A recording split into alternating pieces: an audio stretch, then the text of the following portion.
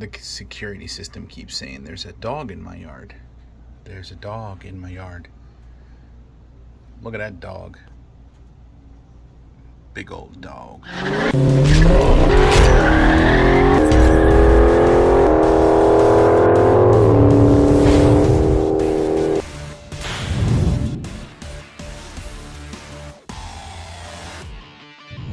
Ladies and gentlemen, Manly Machines back with another one.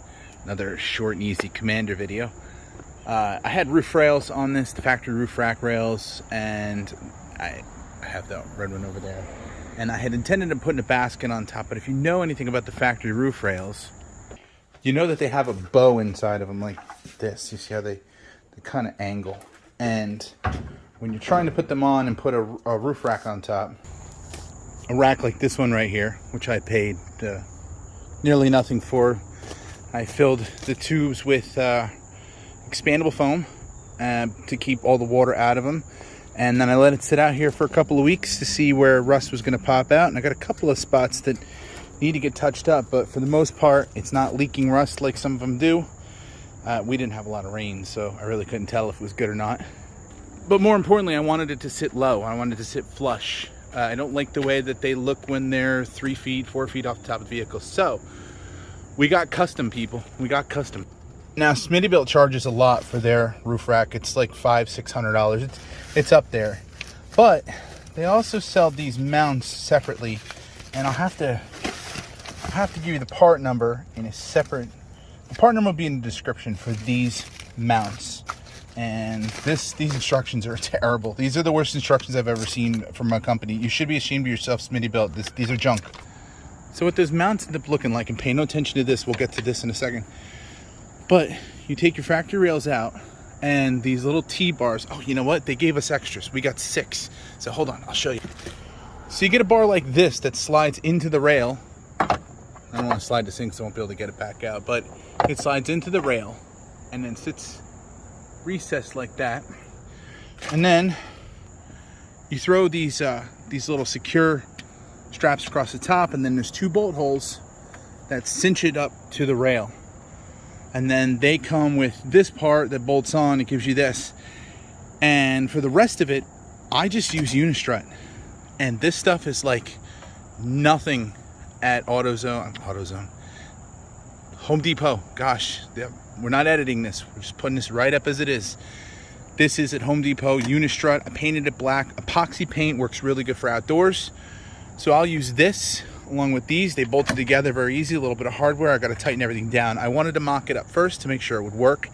And I'll tell you what, these can support a lot more weight than your factory bars. Actually, your weak link is these bolts right here. And I might do something underneath just to wedge between the plate and the roof. But I think I've significantly increased the load up here for the rack.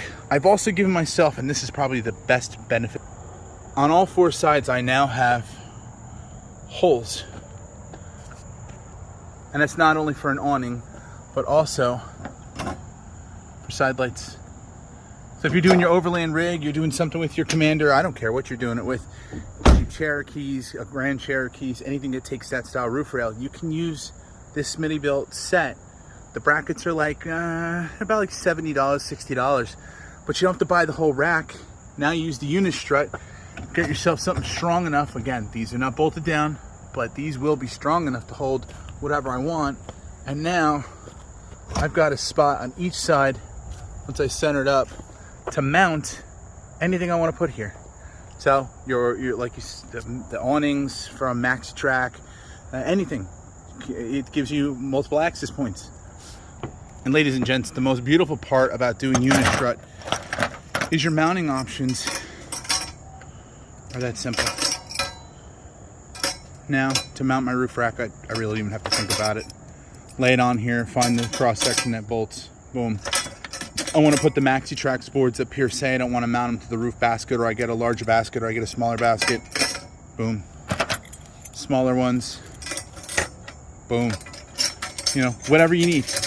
You got so many mounting options, so much versatility you just added. And honestly, this most expensive part was these stupid little brackets here. Just another one for the Commander, for you Commander people. We'll get back to the Tennessee videos later on this week. I'm still cutting that one together. That's just fun. Kind of enjoyed my little trip to Tennessee. Didn't go there during Jeep Invasion, unfortunately. Would have been glad to, but we didn't make it. And this thing's got a fuel leak, which I think is a separate video. We're gonna be doing some work on it, unfortunately. All right, well, like, share, subscribe for more Commander content, Jeep stuff, Wrangler stuff. And we went to a really cool event yesterday, 4Low Events LLC, 4LowEventsLLC.com. They do Jeep meets here in New Jersey. They're doing an overlanding event on September 25th in South River. Check them out.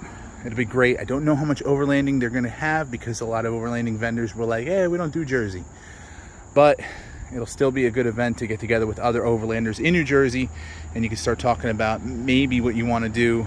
Because, again, overlanding in New Jersey is almost two words that don't go together. But we're going to try to make them. So, thank you guys. We'll see you in the next one. Oh, and I got myself a Gas Buddy today for $25. Gotta love it. If you don't know what Gas Buddy is, look it up. Portable gas station, baby. Later.